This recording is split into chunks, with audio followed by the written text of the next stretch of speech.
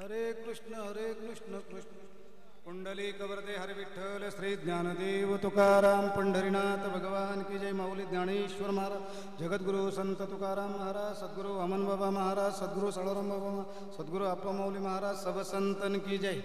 ओम पार्थाय प्रतिबोधितं भगवतां नारायणेन स्वयं व्यासेन ग्रथिता पुराण मुनिना मध्ये महाभारतम अद्वैतं व्रतवर्षिणी अष्टादशाध्यायिनी अंबत्वानुमसंदधामि भगवद्गीते भवद्वेषिणी नमस्तुते व्यास विशाल बुद्धे फुल्लारविंद यतपत्र नेत्रः येन त्वया भारत तैलपूर्णः प्रज्वालितो ज्ञानमय प्रदीपः प्रपन्न पारिजाताय स्तोत्र वैत्रेकपाने ज्ञानमुद्राय कृष्णाय गीतामृतदुहे नमः।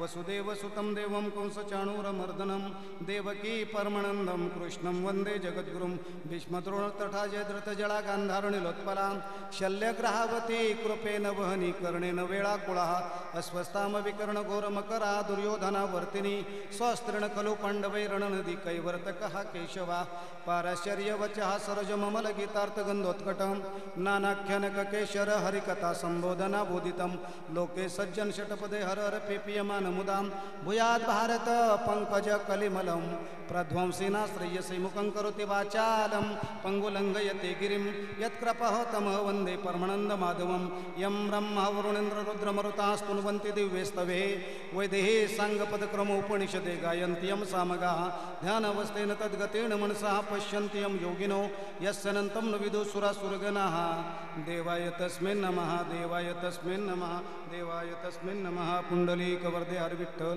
श्री ज्ञानदेव पंढरीनाथ भगवान की जय। माऊली ज्ञानेश्वर जगद्गुरु संत तुकाराम महाराज।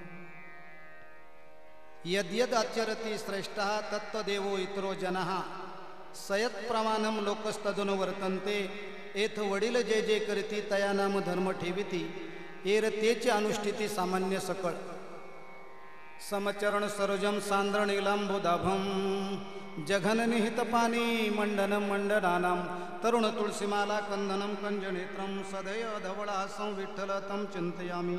नमो ज्ञानेश्वरा निष्कलंका जयाचे गीतेची वाचिता टीका ज्ञान होय लोकाति भाविका ग्रंथार्थियाम जयांचे केली स्मरण होय सकळ विद्येंचे अधिकरण तेचे वंदू श्री चरण श्री गुरूंचे वदवावी वाणी माझी कृपावंता वाक्पुष्पे संता समर्पिसी येथे मज साह्य करावे देवा तुझे घेई सेवा सकळा गोवा उगवणी एथ वडील जे जे करीती तया नाम धर्म ठेविती एर तेची अनुष्ठिती सामान्य सकळ। प्रस्तुत प्राप्त प्रसंगी प्रवचन रूपी सेवेकरिता निवडलेली ओवी ज्ञानेश्वरी या दिव्य ग्रंथातील यद्यद आचरति श्रेष्ठा तत्तदेवो इतरो जनाः स यत् प्रमाणं लोकस्तदनु वर्तन्ते या श्लोकावर संत श्रेष्ठ ज्ञानेश्वर महाराज लिहितात हेत वडील जे जे करीती तया नाम धर्म ठेविती एर तेची अनुष्ठिती सामान्य सकळ। ओवी संदर्भातला विचारात घेत असताना किंबहुना मांडत असताना थोडक्यात पर्याय देणं महत्त्वाचं आहे, किंबहुना उचित आहे। स्वर्गीय जे.के. पाटील साहेब यांची पुण्यतिथी पुण्यस्मरण सगळे सोयरे नातेवाईक समाजातील प्रेमातली मंडळी यांना घेऊन हा कार्यक्रम अत्यंत निष्ठेनं श्रद्धेनं भावनेनं त्यांच्या भावंडाने आणि मुलांनी संपन्न करण्याचं निर्धारित केलं आहे।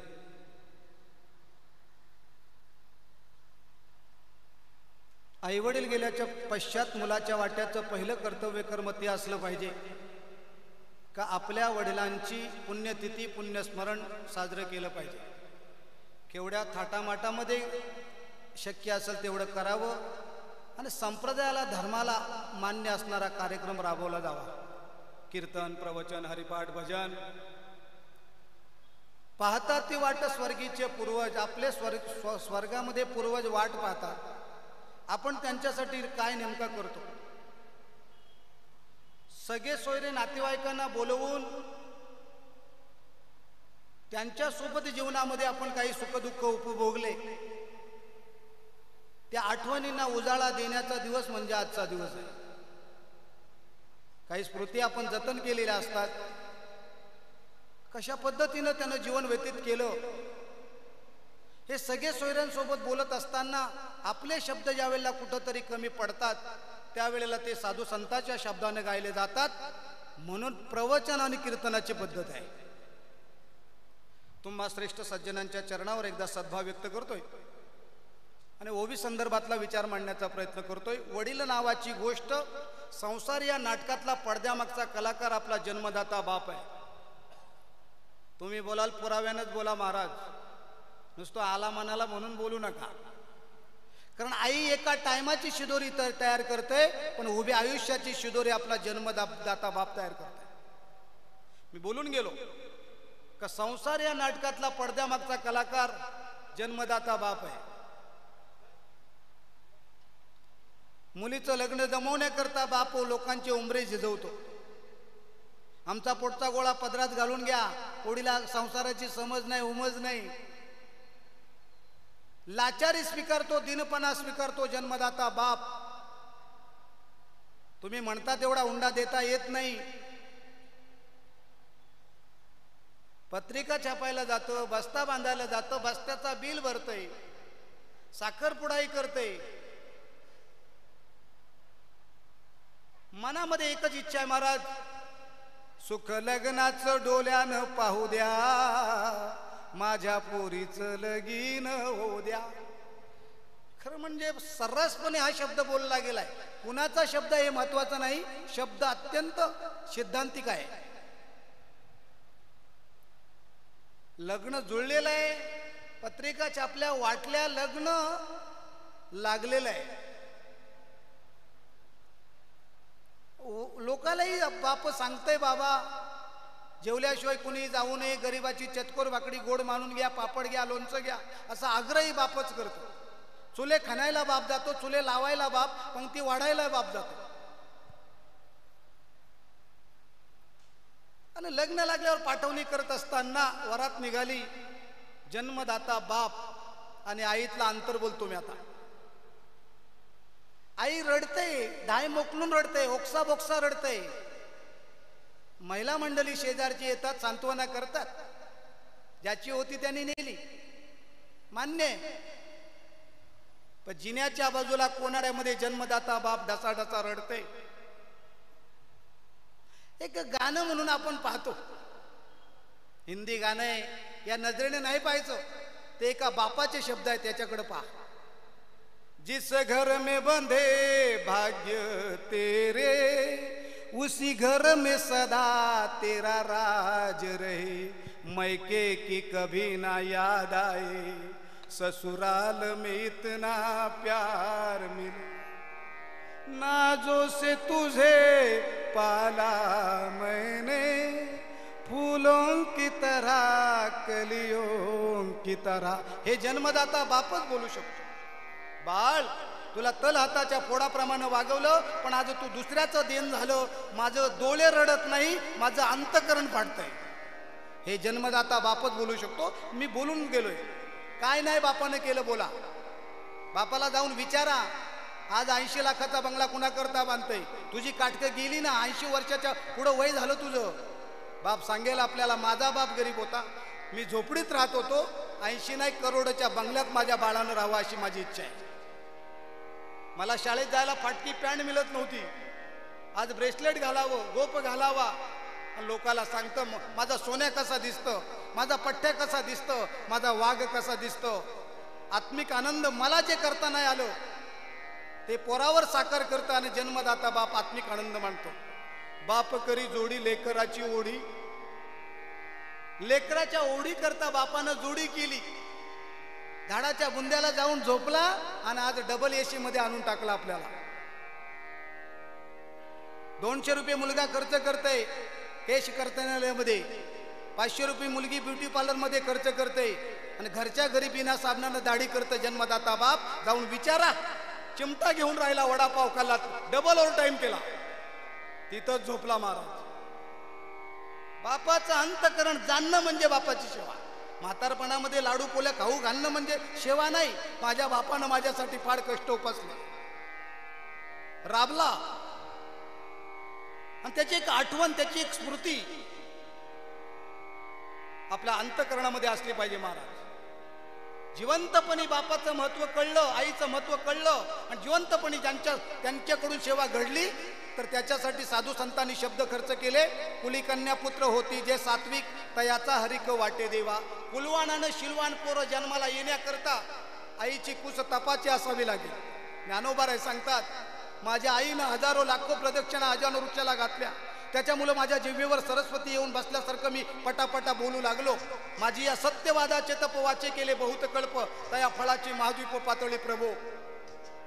हे नुसतं नाही, आजही राणा प्रताप, शिवाजी राजा, भगतसिंग पोटाला येईल.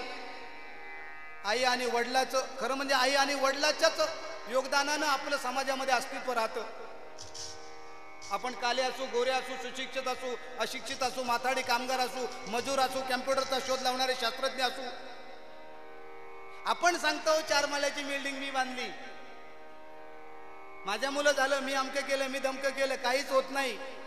आई वडिलाच्या आशीर्वादाचं देण्यानं होतं. ज्यांच्या पाठीशी आई वडिलाचा आशीर्वाद आहे त्यांना जगात कोणतीच गोष्ट कमी पडत नाही. आणि ही गोष्ट मागून मिळत नाही, ही आई वडिलाच्या सेवेनं प्राप्त होत असते. आपण सांगतो आमच्या बापाला काही नाही करता आलं. अरे आपण कपाळावर लिहून आले. धन दौलत काय असेल ना, पैसा अडका, हे आपल्या प्रारब्धाचं फल आहे. विधी निर्मिता लिहितो कपाळी, परी लिहितो कोण त्याचे कपाळी. हरुजाळी तालुक संहार काळी, परी शेवटी शंकरा कोण जाळी. हे कपाळावर लिहिले. 5 गोष्टी आईच्या गर्भात लिहिल्या. कुठे जन्म घेणार, कुठे मरणार, कोणत्या कर्मकांडाला सामोरं जाणार, केवढी विद्यार्जन घेणार आणि केवढी धनसंपत्ती कमवणार, या आईच्या गर्भात 5 गोष्टी स्थित झाल्या. याच्यात बदल नाही करतायत. आणि रुसा वेन लगे बहुता, आपुल्या संचिता वाचून या. रुसूच नका. आई बापावर रुसतो मुलगा, बाप भावकीवर रुसतो, भावकी गावावर रुसते आणि गाव देवावर रुसते. रुसू नका. हे प्रारब्धाचं देणं राहतं. अन्न करता शेतकरी आत्महत्या करते आणि मंत्री लोकांची मुलं रेल पार्ट्या करतात.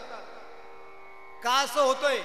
याचं कारण एकच आहे. महाराज कमी ठेवा आवाज कमी राहू द्या. विषमता का जगात? विषमतेचं कारणच ते आहे महाराज. कुत्रा 40 लाखाच्या गाडीत जाते आणि 22 माणसं एका बारक्या रिक्षात जातात. बसमध्ये 2 रुपयात लटकून जातो आपण. का? मनुष्याच्या जन्माला आलोय आपण आणि तो स्वान योनीला, नीच योनीला जन्माला आलाय. कारण मागच्या जन्मात त्यांनी चांगलं करून ठेवलंय. 5 लोकांचे ऋण माना महाराज. जीवन जगत असताना आई वडिलाचे ऋण आहेत. ज्या आई वडिलाच्या उदरी आपण जन्माला आलो, ज्यांनी दुनिया दाखवली, त्यांचे ऋण माना. 1, ज्या देवानं देह दिलाय, दिले इंद्रिय हात पाय कान, डोले मुख बोलाया वचन, जेने तू जोडसी नारायण. नासे जीवपण भवरोग. इंद्रिय दिली, त्यांचे ऋण माना. त्या देवानं दिली. माझा एक मित्र कीर्तनकार, नस दबली महाराज, वेड्या माणसासारखा राहतो. काहीच करता येत नाही. नख गेलेल्याला नखाची किंमत विचारा. हे स्टोर मध्ये नाही मिळत. देवानं एवढं शरीर दिले आपल्याला, कशा करता दिले कधी विचार केला? कोहम कतैदम जातम कोवय अस्य करता विद्यते, अनेका घाटकोन जाने की बाटकोन, ब्रह्म का कपाटकोन, माया कोण शिव कोण, कवन में कवन समाया है, इतना नहीं पूजा तो काही को जन्म में पाया है. कधी मागे वळून पाहूया जरा. शिवावलोकन बोलतात त्याला. शिव एकटा राहतो, माणसं संघानं राहतात, प्राणी कल्पानं राहतात, पिळं पाखरं थव्यानं राहतात. शिवावलोकन बोलतात. एकटा राहतं, मागे वळून पाहतं. शिवावलोकन करा. जन्माला आल्यापासून आपण काय केलं, स्वतःसाठी काय केलं, लोकांसाठी काय केलं, समाजासाठी केली, समाजाची सेवा केली का, देशाची सेवा केली का, आईवडिलाची केली, साधू संतांची केली, ऋषी मुनींची केली. ऋष पंचमीचा उपवास ऋषींच्या ऋणातून मुक्त होण्याकरता. मार्बलवर न झोपता ज्या वस्त्रावर स्नान केलं ते वस्त्र अंगावरच सुकवायचं. सारवलेल्या जमिनीवर झोपायचं. आपल्या उदरनिर्वाहाचं साधन आपण स्वतः तयार करायचं. कॉलनीतली भाजी खाऊन नाही चालत. मग ऋषींच्या ऋणातून मुक्त होता येतं. अनेकांचे ऋण घेऊन मनुष्य प्राणी जीवन जगतो महाराज. आणि या सर्वांच्या ऋणातून मुक्त होण्याचा एकमेव मार्ग साधू संतांनी आपल्या समोर ठेवलाय. जो विनटला हरिचरणी तो कुणाचा नवे ऋणी. ही एक प्रक्रिया आहे. पुण्यतिथी आई वडिलाचं स्मरण करणं एक प्रक्रिया आहे. आणि या प्रक्रियेनं मुलांना आणि खानदानीला मुक्त होण्याचा एक मार्ग साधू संतांनी दाखवलेला आहे. एक प्रतिमा ठेवून सगळ्यांनी आपण रक्तातल्या माणसांनी दर्शन केलं तरी भरपूर झालं. आणि धर्माला मान्य, संप्रदायाला मान्य असणारा कार्यक्रम ठेवला आणखी चांगलं आहे. माझा मुद्दा इथं आहे का बापाने फार करून ठेवले. केवढे बाप आहेत आपल्याला? पहिला बापाचा विचार सांगतो. आपल्याला 5 आया आणि 5 बाप. तुम्ही बोलले कधी माहितीच नाही आम्हाला. राजपत्नी गुरुपत्नी भ्रातृपत्नी तथैवच पत्नी माता स्वमाता च पंचयता मातरा स्मृता. राजाची पत्नी आपली आई. भली मोदी साहेबांची पत्नी त्यांच्या जवळ जरी नसली तरी पण ती आपली आई आहे. राजपत्नी गुरुची पत्नी आई, सासू ती आपली आई, जन्मदात्री ती आपली आई. या 5 जणींकडे आपण आईच्या नजरेने जर पाहिलं तर स्त्रीजात तुम्हाला फार उंच स्थानावर नेऊन ठेवी. 5 बाप बोलतो आता. जनिता चोपनेता च यस्तु विद्या प्रयंछती अन्नदाता भयत्राता पंचयता पितरा स्मृता. जन्म देणारा बाप, उपनयन संस्कार करणारा बाप, विद्यार्जन करणारा बाप, अन्नदान करणारा बाप आणि मृत्यूपासून सोडवणारा तो बाप आपला. मी 5 बोललो, आणखीन पुढचे 4-5 बोलतो. बापाचंच बोलतो, पुढचं 5 बोलतो आता. या जगाचा खरा बाप भगवान परमात्मा आहे. भगवंत गीतेमध्ये बोलतोय, पितामहस्य जगतो माता ध्याता पितामह वेद्य पवित्र ओंकार रक्स्वाम यजुरेवच. या लागी मी पिता, महद ब्रह्मये माता, अपत्य पंडुसुता जगडंबर. जगत प्रसवण्याच्या संदर्भामध्ये मायेकडे मातृत्व दिलं, माझ्याकडे पितृत्व ठेवलं. मी जगाचा बाप आहे. आणखी बोलू का? याची प्रमाण सांगतो. तमेव माता पिता तमेव तमेव बंधू सखा तमेव माता रामो मत्सका रामचंद्रा सर्वस्वमेव रामचंद्रो दयाळू नान्य जाने जाने न नैव जाने. बुध कौशिक ऋषीची भाषा आहे. तुझी आमुचा माता पिता बहीण बंधू आणि चुळता अनिक गोता सर्व ठाई म्हणून नाही काही चिंता, म्हणून नाही काही चिंता. विठ्ठल माय बाप चुळता, विठ्ठल भगिनी आणि भ्राता, विठ्ठल विन चाड नाही गोता. तुका म्हणे आता नाही. अनेक प्रमाण. कृष्ण माझी माता, कृष्ण माझा पिता. बोलतो पुढं नाथ बाबा बोलतात. माय जगन्नाथ, बाप जगन्नाथ, अनाथांचा नाथ जनार्दन. हे सगळे बाप एवढ्या प्रमाणाने सिद्ध केलंय का जगाचा बाप भगवान परमात्मा एक. आणखीन कोण? वेद दुसरा बाप. अहितापासून काढिती हित देऊनी वाढविती नाही श्रुती परोती माऊली जगा. जगी समान सकृप हिता हित दाविता दीप. तो हा अमान्य केला बाप वेदूजने. असुरी संपत्तीवान लोक वेदाला मानत नाही. वेदासारख्या बापाला त्यांनी नाकारलंय महाराज. वेद हा खरा जगाचा बाप. तू जगाचं हित आणि जगाचं कल्याण, जगाचं बरं वाईट नेमका कशात आहे हा दाखवणारा दिवा म्हणजे वेद. समान सकृप, समानतेनं सगळ्यांना सारख्या नजरेने पाहणारा एक जगातला बाप तो वेद आहे. मी याच्यातलं 2 बोलले. आपल्या घराण्यामध्ये वडिलांच्या वयोमानाप्रमाणे असणाऱ्याला आपण बोलतो हे आमचे वडील आहेत, हे आमचे वडील आहेत. खानदानीमध्ये एक वडीलधारा पुरुष राहतो त्यालाही आपण वडीलच बोलतो आणि जन्मदात्यालाही वडील बोलतो. मी पहिला 5 बाप सांगितले, त्याच्यानंतर पुन्हा तुम्हाला 4 सांगितले. याच्यापैकी तुम्ही बोलाल का महाराज तुम्हाला नेमका कोणत्या बापाचं सांगायचंय? नेमका त्याच बापाचं सांगायचंय मला का या बापाची सेवा करत असताना जगाच्या बापाला जाणा, जगाच्या बापाला माना आणि खरे जगाचे बाप म्हणजे हे खोटे नाही. पण विशेषत्वानं जर साधू संतांनी कोणाचं गायला असेल तर जगाचे खरे शिल्पकार, जगाचे बाप साधू संत आहेत. साधू संत मायबाप जे का दयेचे सागर, तुम्ही संत मायबाप कृपावंत कायम्या पतित कीर्तिवानू. मायकल नावाचा मूर्तिकार आहे आणि मार्बलच्या दुकानाच्या समोर एक दगड आहे. त्या दगडाला लोकांच्या ठेचा लागतात. मायकल त्या दुकानात घुसला. सांगितलं काय रे, चांगली चांगली दगडे आतमध्ये भरल्यात आणि हे दगड लोकांना ठेच लागतं, रस्त्यावर ठेवले. कशासाठी ठेवले? काढून टाक. सांगितलं त्या दगडाचा काहीच फायदा नाही. मग एक काम कर, तो दगड काढ, टेम्पोमध्ये टाक आणि माझ्या घरी पोचव. 2 वर्षानं मायकलनं त्या दुकानदाराला बोलवलं, माझ्या घरी ये ख्रिसमसला. आणि आल्याच्या नंतर सांगितलं काय रे, एवढी सुबक मूर्ती कुठून आणली? जयपूरला गेला होता का काय? येशू ख्रिस्ताची एवढी मोहक मूर्ती आहे, देखणी मूर्ती आहे, फार सुंदर वाटते, पाहणाऱ्याच्या दृष्टीला मोह पडते.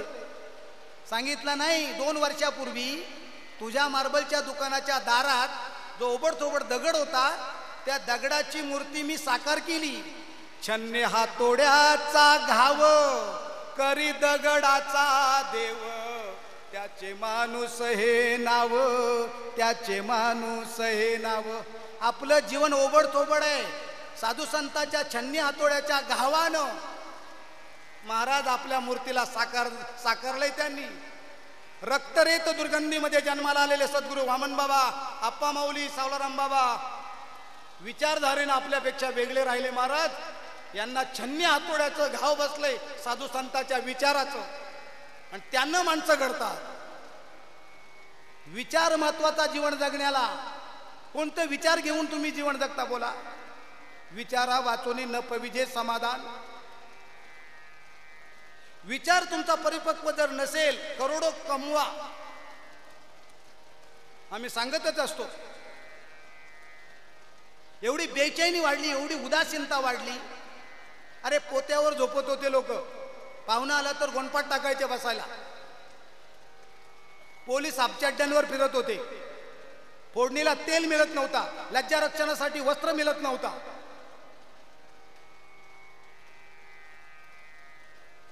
आणि चिखलानं थापलेली घरं होती, काड्या मोड्याची चिखलानं तापलेली घरं.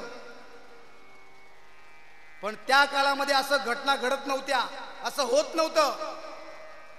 एकही बातमी महिनाभरातून वर्षातून ऐकायला येत नव्हती का कोणी माणसाने आत्महत्या केली. आज असा एक दिवस नाही, एक तास असा नाही का आत्महत्या नाही घडली. आत्महत्या घडणं म्हणजे समाज अधोगतीच्या मार्गावर आहे. काय नाही आपल्याकडे बोला, सोफा सेट आहे, टीव्ही सेट आहे, नवरा सेट आहे, बायको पण सेट आहे, सगळा सेट भरले. डनलॉपच्या गादीवर झोप येत नाही आपल्याला, डबल एसी मध्ये झोप येत नाही. आपले पूर्वज झाडाच्या बुंद्यालावर झोपत होते.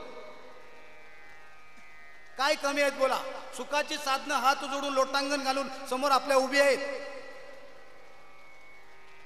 बेचैनता वाढली, उदासीनता वाढली, दुःख वाढलं माणसाच्या वाट्याला. मूल विचारापासून माणसं बाजूला झाली. कोरोना काळामध्ये माणसं मेलीच नसते महाराज, मेलीच नसते.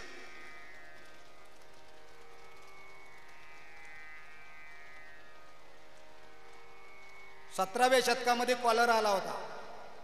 18व्या शतकामध्ये 1896ला पुण्यामध्ये पहिला प्लेग आला. प्लेग म्हणजे माणसाच्या काखेमध्ये गाठी येतात. गाठी त्याच वेळेला येतात का उंदराच्या पाठीवरचे केस सडायला सुरुवात होतात आणि माणसाच्या काठी त्याच्यानं रोग फैलावतो. माणसाच्या काखेत गाठी येतात. ज्याच्या काखेमध्ये गाठ आली त्याच्यासाठी ताटी तयार ठेवायची. एक अंत्येष्टी स्मशानभूमीमध्ये पोचवत असताना गावात 2-3 माणसं तयार व्हायची. एवढ्या झपाट्यानं उंदरासारखी माणसं मरत होती. 19 शतकामध्ये कोरोना आला. माणसं उंदरासारखीच पटापट मरत होती. ऑक्सिजन न मिळाल्यानं माणसं मेली. ऑक्सिजन न मिळण्याचं कारण ते का देवस्वरूप उंबराचं झाड, उंबर, वटवृक्ष, पिंपळ, तुळशी ही झाडं तोडली गेली. ऑक्सिजन देणारी झाडं तुटली गेली. सिमेंटची जंगलं माजली. या गादीवरून बोलतो, जेवढ्या झपाट्यान लोक मुंबईला येतील तेवढ्या झपाट्यान लोक गावाला जातील. टावरचे टावर होतील, सिमेंटचे जंगलं माजतील, ऑक्सिजन न मिळाल्यानं लोक माणसं मरतील. भविष्यामध्ये पाठीवर रिक्षामध्ये असतात तेवढा बाटला आपल्याला ऑक्सिजन ठेवायला लागेल. मुद्दा लक्षात घ्या. आपण भौतिक सुखापासून दूर होत चाललो. सगळ्या गोष्टीची उपलब्धी आहे पण माणसाला सुखाची झोप नाही. अमेरिकेमध्ये पेशंट आला, डॉक्टर साहेब नमस्कार. नमस्कार डॉक्टर साहेब, माझं शरीर चांगलं आहे, मला कोणती बिमारी नाही आणि 22 पिढ्या माझी संपत्ती संपणार नाही. पैशावर लोळतो मी पण मला सुखाची झोप लागत नाही. आपल्या भागातला फार मोठा उद्योगपती मला एकदा भेटला. महाराज काय, मी 2 वाजेपर्यंत ढोसतो पण मला झोप नाही लागत महाराज. हा त्याचा प्रश्न नाही. अमेरिकेत जो डॉक्टरकडे आलंय त्याने विचारले मला झोप नाही लागत, बेचैन झाले, उदास गेला जीवन माझं. पैशाला कमी नाही. मान मारात रोडवर निघलो तर लोक पाया पडतात, लोटांगण घालतात. ठीक आहे, तुमची गोष्ट माझ्या लक्षात आली. काय उपाय आहे. आपल्या शहरामध्ये एक व्याख्यान करणारा आलाय, 3 तास बोलतो रोज आणि 1 हप्ताभर तो बोलणार आहे. तुम्ही त्याच्या व्याख्यानाला जा, हजारो माणसं जातात, लाखो रुपयाचं तिकीट काढून जातात. तुम्ही जा, तुमच्यामध्ये काय फरक पडला मला सांगा. डॉक्टर साहेब माफ करा, मला नका पाठवू, मला नाही त्याचा फरक पडणार. का, तुम्हाला बेचैनी आहे ना, उदासीनता आहे ना, दुःख आहे ना, पीडा आहे ना, भय आहे ना, नाही मला नका पाठवू, मला नाही उपयोग त्याचा होणार. का, 3 तास बोलणारा तत्ववेत्ता मी आहे. जो तुम्ही ज्याचं सांगता ना त्या तत्ववेत्त्याचं भाषण ऐकायला जा, तो तत्ववेत्ता मी आहे. माझ्या भाषणानं, माझ्या व्याख्यानानं मी माझी बेचैनी दूर करू शकत नाही. हा त्याचा प्रश्न नाही, जगातला सगळ्यांचा, तुमचा आमचा हाच प्रश्न आहे. सुखा समाधानाची आपल्याला झोप लागत नाही. ज्याला झोप चांगली लागतो तो माणूस सुखी आहे. का झालं असं, याचं मूळ कारण असं आहे का आपल्याकडून नीतिमत्तेचं खानपान होत नाही, नीतिमत्तेचं जीवन जगणं होत नाही. आईला आई म्हणत नाही, बहिणीला बहीण म्हणत नाही. जेवढी जगातली पाप आहेत त्या पापाला आमंत्रण करतो. सुख मिळेल कुठून बोला. सुखाच्या अपेक्षा मध लागी दुःख व्हावे, ऐसे कोणी भावे ना जीवे.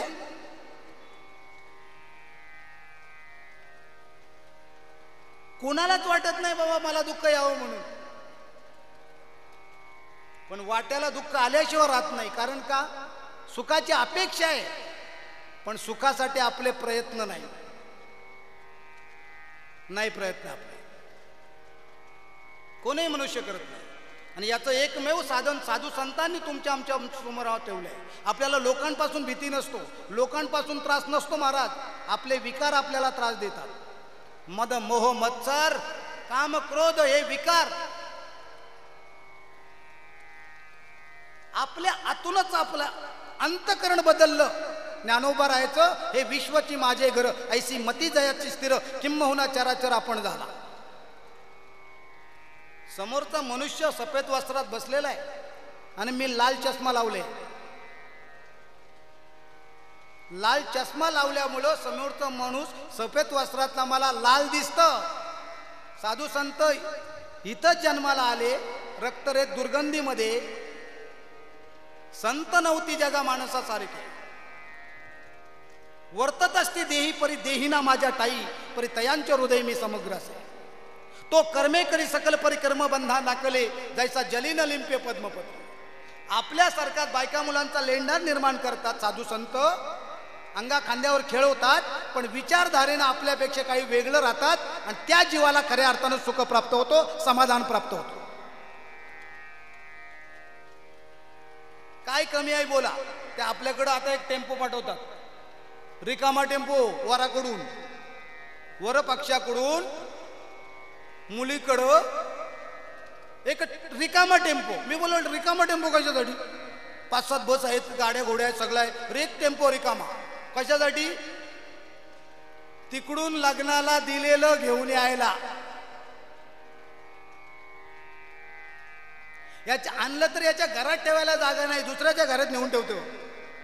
तरी ती म्हातारी सांगतो हे नाही दिलं, ते नाही दिलं, हे नाही दिलं, ते नाही दिलं. तिच्या कानात जाऊन कोणीतरी सांगायचं तुझ्या बापानं काय दिलं. याचा अर्थ काय? याचा अर्थ तोच, वस्तूची उपलब्धी आहे पण आहे त्यात समाधान नाही. एक वेगळं बोलतो, आदमी अपने दुख से दुखी नहीं है, औरों को सुखी देखकर दुखी है. नजरिया नाही बदलला तर नाही सुख मिळणार महाराज. आत्मपरीक्षण करण्याची प्रत्येकाला गरज आहे. सुखाच्या साधनानं सुख मिळत नाही. जैशी स्थिती आहे तैशा परी राहे आणि कौतुक तो पाहे संचिताचे.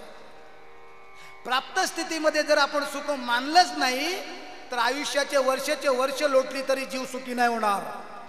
सुखी होण्याचा एकमेव मार्ग साधू संतांनी सांगितला, या देशाची सेवा कर. ज्या देशामध्ये जन्माला आलायस तू, ज्यांनी हा देह दिलाय त्या भगवंताची सेवा कर.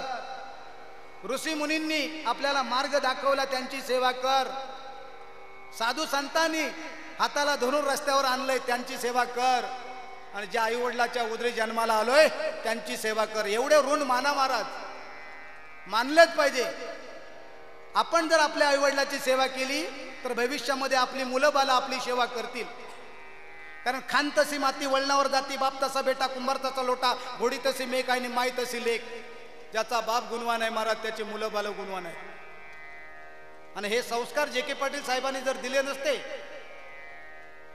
आता हे संजोग विंजोग समाजामध्ये सेवेमध्ये कार्यरत राहतात. एवढी मोठी सद्गुरू वामन बाबाच्या दिंडीला इथं नाचता राहतं. ही भावना निर्माण झाली कुठून? आपल्या वडिलांनी केली होती म्हणून ही भावना रुजली अंतःकरणामध्ये. म्हणून वडिले जे जे करीती तया नाम धर्म ठेविती. हे वडिलांकडे पैशाची नका अपेक्षा करू. वडिलांकडे अपेक्षा आहे ती फक्त संस्काराची. संस्कारेन द्विज उच्चते, स्वाभिमान माना का माझ्या बापानं मला चांगले संस्कार दिले. संस्कारानं माणसं घडली महाराज. आज अण्णा हजारेच्या घरी लोक पाया पडायला जातात, अंबानीच्या घरी नाही. सद्गुणी माणसाची गरज आहे महाराज. ज्या साधू संतांची सेवा आपल्याकडून घडली, वडिलांकडून घडली, आपल्याकडून घडावी. आणि चांगल्यापैकी समाजाची त्या काळामध्ये साहेबांनी पेट्या चिखलात वागवल्या. या लोकांनी मृदंग. मी काल एकनाथ बुवांची पुण्यतिथी होती, ते काय गुरुपौर्णिमा, एकनाथ भाग्यवन. आपल्याकडे सरस पद्धतीन शिवरामभाऊ वर्लीकर, तुळशीरामभाऊ दीक्षित आणि राम मराठे, म्हणजे निवृत्ती बुवांपासून राम मराठे ही गुरु परंपरा आली. पुढे निवृत्ती बुवांचे जेवढे शिष्य आहेत ना, या शिष्यांनी फार मोठी एक पराकाष्ठा केली. यांनी डबल बारीची भजनं गायलीच गायली. पण वारकरी संप्रदायाला जर कोणाचा जास्त फायदा झाला असेल, इकडे शंकुनाथ बुवा, दत्तू बुवा खुटारकर, सावळाराम बुवा नावड्याचे, ही अशी काही माणसं होती का यांनी चिखलात जाऊन पावसाळ्यामध्ये पेट्या, डबल पेट्या भजनाच्या वागवल्या. कंटाला नाही केला या लोकांनी. आणि मग त्याच परंपरेचा आजही फायदा दिसून येतो आपल्याला.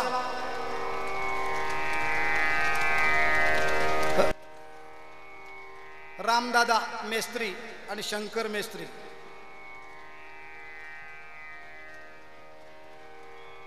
त्यांच्या पासून मग प्रताप आणि मग चंद्रांच्या बाळाराम बुवांचे किरण, या दोघांनी बालपणात शिक्षण घेतलं. कसं का असं ना, कसा एक महात्म्याचा स्पर्श झाला मला. तुळशीराम बुवा आणि मारुती बुवा बागडे गायला आहेत आणि कीर्तन पांडुरंग महाराज गुलेंचं आहे. आणि लहानच होतो, बालराम बुवा चंद्रांचे, त्यांच्याबरोबर जेवणासाठी त्यांची तयारी झाली रामदादांची. आणि मला सांगितलं, हे बरं इकडे. बोला काय? एक तांब्यावर घेऊन ये. त्यावेळचा तांब्या म्हणजे 2 बाटल्या त्याच्यात राहायच्या. दारू तांब्याभर त्या माणसाने पिली आणि पायताना असा घोडीखाली नेला होता. आणि तुळशीराम बुवा दीक्षित, मारुतीबाबा बागडे गायला पांडुरंग महाराज घुलेंचं कीर्तन आहे. कसं का असे ना महाराज, त्या बालपणात का होईना एवढ्या मोठ्या महाराष्ट्रातला वादक, त्याच्या प्रेरणेनं आज जिकडे पाहो तिकडं मृदंग पकवाज त्याच्या नावानं वाजवले जातात. माझा मुद्दा इथं आहे, जे.के. पाटील साहेबांनी त्या काळामध्ये का होईना ही भजनं केली, शंकुनाथ बुवांच्या सहकार्यानं सहवासामध्ये राहिले आणि आज संपूर्ण दिंडीशी परिचय केला आहे संजोगनं. आणि त्याच्यामुळे सांप्रदायिक लोकांचा ओढाही वाढला, इकडं प्रेमाचे संबंध जडले गेले. आणि त्यांची एक आठवण, आपल्या वडिलांची स्मृती, धर्माला संप्रदायाला मान्य असणारा कार्यक्रम आपल्याकडून घडावा या धारणेनं त्यांच्या पुण्यतिथीचा कार्यक्रम त्यांची भावंड आणि त्यांच्या मुलांनी संपन्न केला आहे. मी आणखीन बोलेन आपल्याला.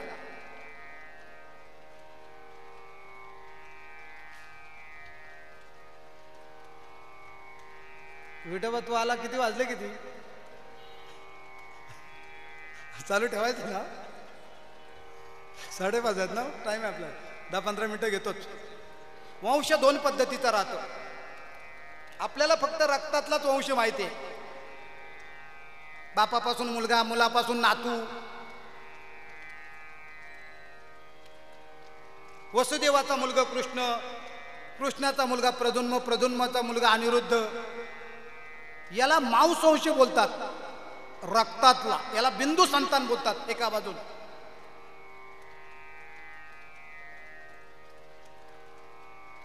पण एवढा मर्यादित नाही. वंश द्विविद्या विद्या जन्मनांच.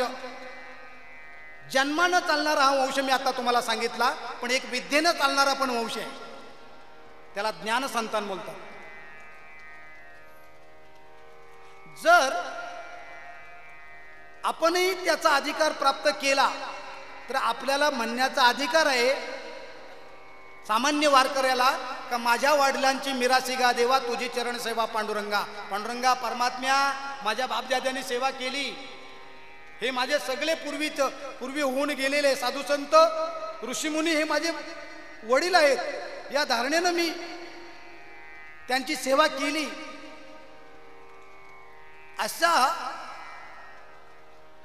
सामान्य वारकरी बोलू शकतो विद्येचा वंशाचा अधिकार घेऊन. मी मांस वंशातलं बोलत नाही, मला विद्येचा वंश सांगायचा आहे. विद्येच्या वंशाची सुरुवात झाली कुठून नेमका? ओम नारायणम पद्मभुवम. शक्तींचं वैशिष्टन, तत्पुत्र पराशरम, व्यासम शुकम गौडपदम, महंतम गोविंद आचार्यम, श्री शंकराचार्य मठाचे शिष्य पद्मपादांचे हस्तमलकांच. विद्येचा वंशाचं बोलतो. ओम नारायण, भगवान परमात्म्यानं, भगवान विष्णूनं ज्ञान सांगायला सुरुवात केली.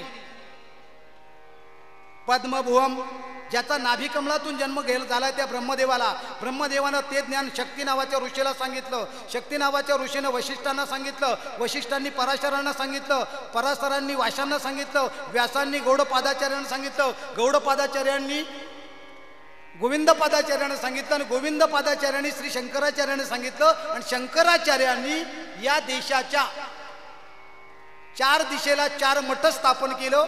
पूर्वेला गोवर्धन पीठ तयार केला, ओडिसा राज्यामध्ये जगन्नाथपुरीचं धाम आहे तिथं एक तयार केलं, एक शृंगेरी पीठ तयार केलं, शारदा पीठ तयार केलं द्वारकेला, आणि बद्री पीठ तयार केलं बद्रीनारायणाला. आणि या 4 पीठांवर 4 शिष्यांची नेमणूक केली दत्ता महाराज. हस्तामलकाचार्य, तोटकाचार्य, पद्मपादाचार्य, आणखीन एक राहिला, असे 4 प्रमुख शिष्यांची नेमणूक केली. तिथून ज्ञानाचा प्रचार आणि प्रसार झाला. आणि वारकरी संप्रदायाचा प्रचार आदिनाथ गुरु सकळ सिद्धांचा मच्छिंद्रतयाचा मुख्य शिष्य मच्छिंद्राने बोध गोरक्षासी केला. गोरक्ष ओळला गहिनी प्रती गहिनी प्रसादे निवृत्ती दातार ज्ञान देवा सार चोजविले. एक गुरु एक शिष्य. भगवान शंकर सांगतो विष्णूला ज्ञान, मच्छिंद्राने बोध गौरक्षाची केला. गौरक्ष ना ते विष्णू आहेत, आणि भगवान शंकर मच्छिंद्रनाथ आहेत. पुढं हे सदाशिवाचा अवतार स्वामी निवृत्ती दातार हा भगवान शंकराचा अवतार आहे. आणि महाविष्णूचा अवतार सखा माझा ज्ञानेश्वर. ही एकदा विष्णू भगवान परमात्मा सांगतो शंकराला, शंकर परमात्मा सांगतो विष्णूला. ही पद्धत आली ज्ञानोबारायांपर्यंत. पण ज्ञानोबारायांनी सांगितलं असं नाही, एक गुरु एक शिष्य नाही, मेलवेली मांदी वैष्णवांची. आणि मधल्या कालामध्ये एक साधू तयार झाला. सुकलेली झाडाची पाळं खाऊन त्याने अनुष्ठान केलं आलंदी क्षेत्रामध्ये आणि कंठामध्ये प्राण राहिला. ज्ञानेश्वर महाराजाचं सगुण साकार रूपात दर्शन झालं पाहिजे. होतच नाही, जिव्हा छाटली इंद्राणीमध्ये समर्पण करणार एवढ्यामध्ये ज्ञानेश्वर महाराज साक्षात प्रगट झाले. योग सामर्थ्यानं जिव्हा चिटकवली आणि भगवान शंकरापासून आलेलं ते ज्ञानाचं धन देवनाथ नावाच्या साधूला देऊ केलं. देवनाथ नावाचा साधू ते ज्ञान विचलित करण्याकरता निघाला.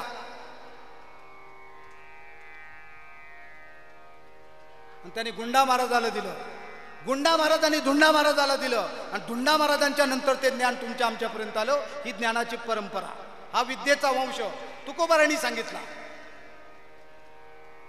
बाबाजी आपुले सांगितले नाम मंत्र दिला रामकृष्णारी. केशव राघव चैतन्य केशव चैतन्य सांगितली खूण मालिकेची. त्याच्यानंतर नाथांची परंपरा, नाथबाबांची भगवान दत्तात्रयापासून आलेली. सहस्त्र अर्जुन यदूत दुसरा. सहस्त्र अर्जुनाला भगवान दत्तात्रयाने बोध केला, यदूला केला.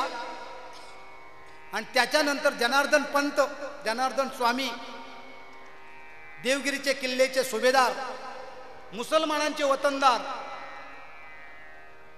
आणि त्यांना शूळभंजन नावाचं ठिकाण आहे देवगिरीवर, तिथं भगवान दत्तात्रयाचा साक्षात्कार घडवला. आणि मग ते ज्ञान नाथांना देऊ केलं. नाथबाबांनी ज्ञानेश्वर महाराजांच्या स्वप्नामध्ये दृष्टांत झाला. श्री ज्ञानदेव येऊन स्वप्नात सांगितली मात मज लागी. अजान रक्षाची मुळी कंठासी लागली. येऊन आनंदी स्थली काढी वेगी. दिव्य तेज पुंज मदनाचा पुतळा परब्रह्म केवल बोलतसे. ऐसे स्वप्न होता आलो अलंकापुरी. तव ते नंदी माझारी देखिले द्वार. नाथबाबा साक्षात्कार झाल्यानं आनंदी क्षेत्रामध्ये आले. समाधीवर उघडं पडलेलं आहे. उठविला नंदी शिवाचा ढवला. असं मस्तक ठेवल्याबरोबर नंदी पुढं ढकलला गेला. समाधीवर उघडं पडलं. नाथबाबा आतमध्ये गेले. आणि ज्ञानोबाराय धुतवस्त्राची घडी, बेलबुक्का दरवळते, भीममुद्रा लावून बसलेले ज्ञानेश्वर महाराज एकनाथ महाराजांना बोलतात, नाथबाबा तुमचा फार मोठा अधिकार आहे, फार मोठा अधिकार आहे. माझ्या श्री गुरुने दिलेलं धन मी तुम्हाला देऊ करतो. हा होईल दान पसावो. ही ज्ञानेश्वरी घ्या. मूर्ती शुद्धच आहे पण शुद्ध करा, लोकाला सांगा. ज्ञानेश्वर महाराज संजीवन समाधी स्थितीमध्ये आहे हे तुम्ही जगाला सांगा. ओम नमो ज्ञानेश्वरा. करुणा करा दयाला.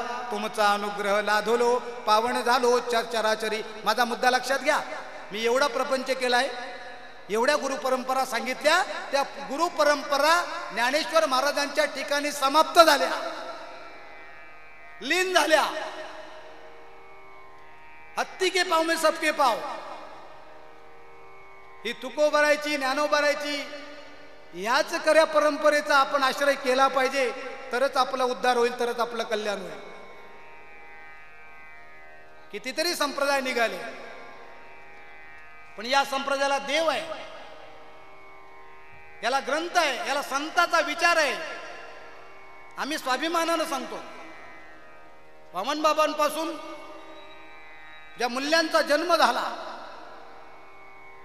ती नीतिमूल्य अंतःकरणाच्या हृदय पटलावर कोरून जशाच्या तशा पद्धतीने वर्तन करणारी माणसं आजही आहेत. म्हणजे आपल्याला बाबा आहे, आपल्याला माऊली पण आहे, अप्पा माऊली, आणि आम्हाला दादा आहे. आज विष्णू दादा समाजाच्या सुखदुःखामध्ये मिश्रित होऊन सातत्याने कार्यरत राहतात. महाराज ही परंपरा आपली आहे. भूमीचे मार्दव सांगे कोंभाचे लवलव नाना आचार गौरव सुकुलीनांचे, ही आमच्या कुलवाण घराण्याची पद्धत आहे.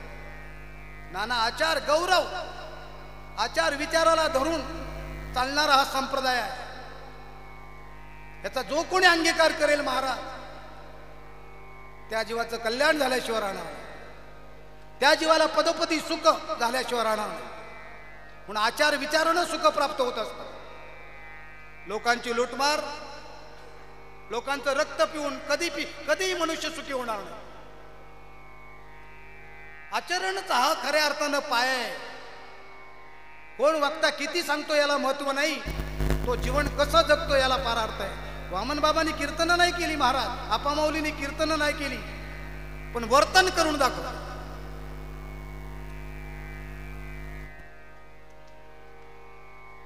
वर्तनाला महत्व आहे. आदर्श ठरतं त्यांचं जीवन. श्रुती स्मृतीचे अर्थ अंगी आपणचे होऊन मूर्तो अनुष्ठाने जगा देतो वडीलचे, हे खरे वडील.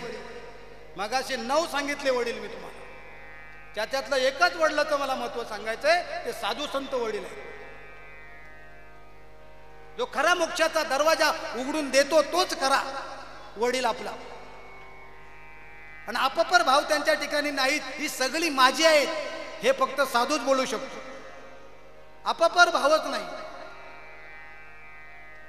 अशा सानिध्यामध्ये थोरा मोठ्यांच्या विचारात, सद्ग्रंथांचं श्रवण, आई वडिलांची सेवा करून, आषाढी पंढरपूरची वारी करून, कथा कीर्तन श्रवण करून परिवर्तन होत नसेल महाराज, किती कीर्तन ऐका, जीव सुखी नाही होत. सुखी होण्यासाठी, समाधानी होण्यासाठी, सुख काय, समाधान काय, आनंद काय, एका अर्थाला चाटून गेलेले सगळे शब्द आहेत. आणि त्याची जगाला अपेक्षा आहे, जगाला ज्याची अपेक्षा आहे, पण तशा पद्धतीने आपल्याकडून वर्तन घडत नाही. वर्तन दर्शन घडवणारा संप्रदाय वारकरी संप्रदाय. इथं विचाराला महत्व आहे, इथे तत्वानं चालणारा संप्रदाय. किती माझ्यासारखे येतील, सांगणारे जातील, पण आज ज्ञानोबा आहे, तुकोबाराची कीर्ती अबाधित राहील. उभारीला ध्वज तीही लोकावरी, ऐची चराचरी कीर्ती ज्यांची. त्या सिंधुताई सकपाल मागच्या वर्षी वारल्या. आता वर्ध्यामध्ये त्यांचं कार्य, वर्धा जिल्ह्यामध्ये जिवंत असताना पत्रकारांना विचारलं, ताई तुमचं कार्य वर्ध्यामध्ये, महाराष्ट्रामध्ये फार मोठं कार्य, फार हालाकीचं कष्टाचं जीवन जगल्या महाराज.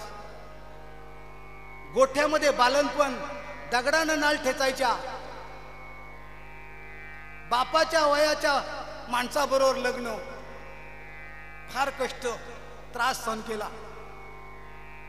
पुढे नावलौकिक वाढला, अनाथ आश्रम थाटली, गव्हर्नमेंटनं काही मदत केली, लौकिक वाढला. एवढा वाढला का कर्नाटकाच्या 8वीच्या पुस्तकामध्ये त्यांचा धडा आला. आणि पत्रकारानं विचारलं, ताई तुमचं कार्य महाराष्ट्रामध्ये, 8वीच्या पुस्तकामध्ये कर्नाटकमध्ये धडा आहे, महाराष्ट्रात का नाही? महाराष्ट्रानं तशी नोंद का घेतली नाही? त्यावेळेला सिंधुताई सकपालानं उत्तर दिले, ते महत्वाचं आहे. त्याने सांगितलं, महाराष्ट्रामध्ये माणसं मेल्यानंतर जिवंत होतात. किती महत्वाचा शब्द आहे. अरे ज्ञानोबारायच्या वाट्याला दुःख आलं, गचांड देऊन इंद्रायणीच्या बाहेर काढलं. तुकोबारायची स्थिती तीच होती. कोपला पाटील गावीचे हे लोक, आत्ता मज भिक कोण घाली. प्रेमाचा शब्द महाग झाला होता तुकोबारायला. जिवंतपणे हाला अपेक्षा सहन करावे लागल्या, पण आज राहिल्या त्या कीर्ती जगा माझी. गेले दिगंबर ईश्वर विभूती, राहिल्या त्या कीर्ती जगा माझी. त्यांची कीर्ती अबाधित राहिली, कारण लोकांसाठी जीवन जगले, परार्थी जीवन जगले महाराज. आज हजारो कीर्तनकार ज्ञानोबाराय तुकोबारायचा टाहो पडतो. लोकांसाठी जीवन जगणाऱ्याची कीर्ती अबाधित राहतं. अपेक्षा आहे तुमच्या आमच्याकडून, साधू संताला आई वडिलाची तरी सेवा करून जीवन व्यतीत कर. जातीची कर, मातीची कर, समाजाची कर, देशाची कर, साधू संताची कर, नाहीतर देवाची कर. अशा पद्धतीने जर सेवा आपल्याकडून घडली महाराज, तर साधू संत ज्या जागेवर, ज्या उंचीवर जाऊन बसल्यात त्या उंचीवर गेल्याशिवाय तुम्ही आम्ही राहणार नाही. असो, जे काही पाटलांची पुण्यस्मरण पुण्यतिथी त्यांची भावंड आणि त्यांचे मुलांनी संपन्न केली, अधिकाराचा विचार न करता मला सेवा दिली, त्या तुम्हा सर्वांचे एकदा ऋण व्यक्त करतोय. श्रेष्ठ सज्जन मंडळी उपस्थित झाली. पुढं महाराजांचं कीर्तन आहे. बोलण्याच्या ओघात माझा अपशब्द गेले असेल तर तो बुद्धीचा दोष आहे. सत्य बोलावं महाराज, धर्मानं वागावं, परमात्मा कल्याण केल्याशिवाय राहणार नाही. काही बोलिलो बोबडे, माय बापा तुम्हा पुढे, सलगी लाडे कोडे मद क्षमा करणे. पुंडलिक वरदे हर विठ्ठल श्री ज्ञानदेव. विठ्ठल विठ्ठल विठ्ठल विठ्ठल विठ्ठल. पुंडलिक वरदे हर विठ्ठल श्री ज्ञानदेव. पंढरीनाथ भगवान की जय. माऊली ज्ञानेश्वर, जगद्गुरु संत तुकाराम महाराज, सद्गुरु वामन बाबा महाराज, सद्गुरु साळाराम बाबा महाराज, अप्पा मौली महाराज, सब संतन की जय.